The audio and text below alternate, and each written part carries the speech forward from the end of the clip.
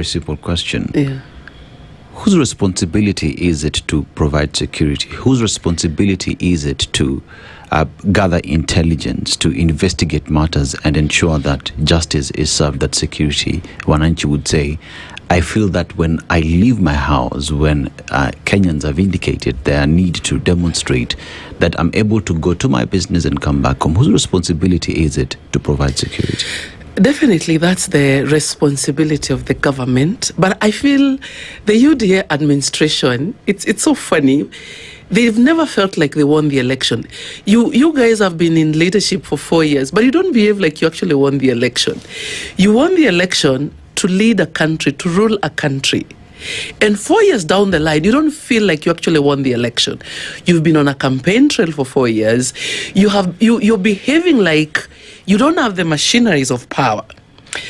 Case in example, All Saints Cathedral, politicians send goons right in the church, UDA politicians. When you say it's a problem in both sides, remember who has the power, more of the power to do this. Who has the machinery? Who has the police at their disposal?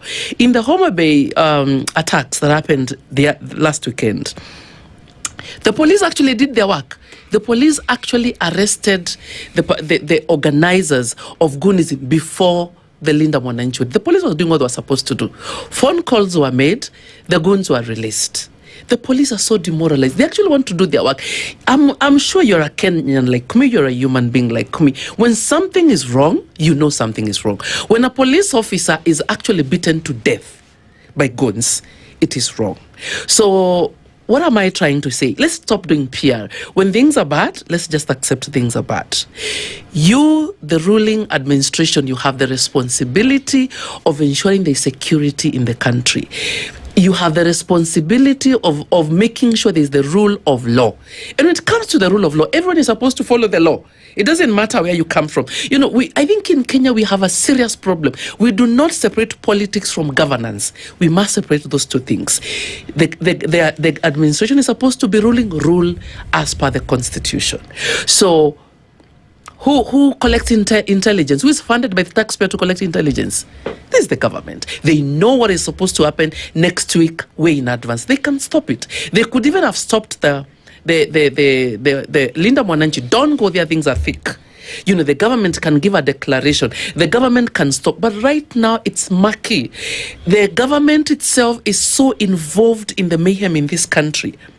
I know you want to blame the other side, but the government still has the responsibility of calling the country to order. They're not doing that. You know, and this is a very bad precedent that we're finding ourselves in.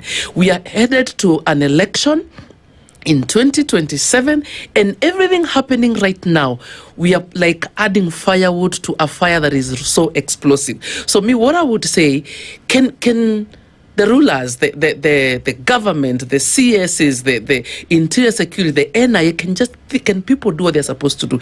Can we just switch off from politics for a second?